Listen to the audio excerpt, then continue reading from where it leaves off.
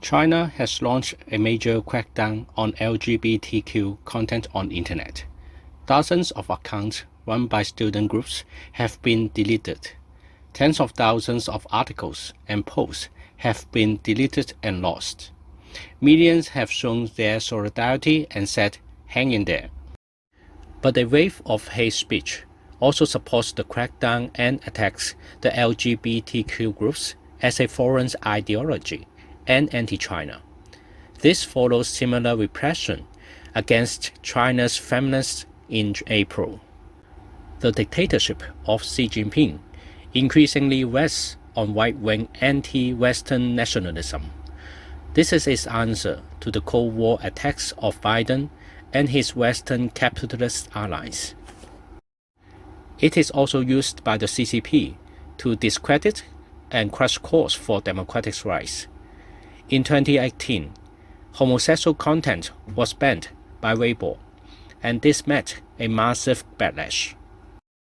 The hashtag #IamGay garnered more than 500 million views within 48 hours. Weibo was forced to retreat.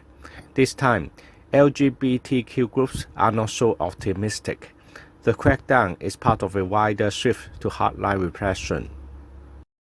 Hong Kong has become a de facto police state. Most of its former pro-democracy opposition politicians are in prison or have resigned all their posts. More than 20 pro-democracy parties, groups, and trade unions have disbanded. In June, Hong Kong newspaper Apple Daily closed down when 500 police raided its office.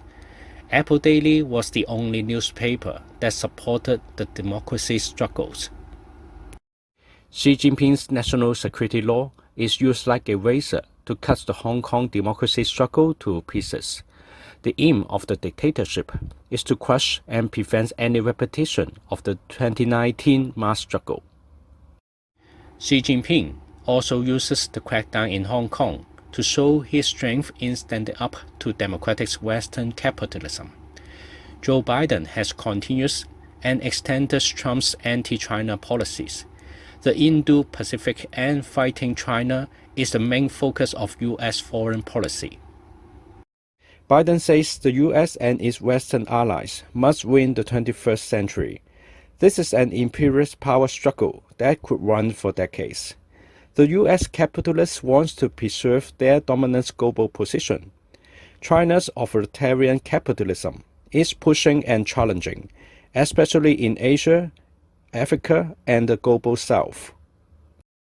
The escalation of this conflict was seen at the G7 and NATO meetings in June, and with the collapse of the EU-China Investment Deal, CAI, Biden's escalation of the Cold War has increased the pressure on Xi Jinping's regime. China's economic recovery is now running out of steam. Massive social problems are developing, such as the collapse in the birth rate and population crisis. These are the symptoms of the crisis of Chinese capitalism. The CCP has responded to Biden's policies with more military actions in the South China Sea and around Taiwan, and even more nationalism.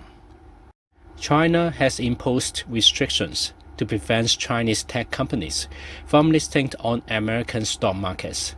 This could block $2 trillion worth of deals. ISA wanted the US-China conflict will only get worse. It magnifies all the evils of capitalism. This conflict cripples the struggles against COVID-19. It accelerates climate destruction. It threatens more extreme nationalism, arms spending, and wars. Working-class people cannot trust either camp in the new Cold War. We must fight to end all imperialism with a socialist and internationalist platform. The capitalist politicians in the US and Europe only use democracies as a phrase to disguise their real aim, which is to protect their own business interests and power.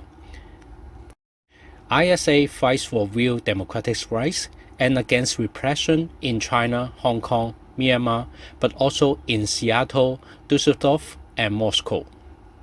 We show that democratic rights can only be won through mass struggle to change the system, and this struggle will be attacked by all the capitalists and imperialists.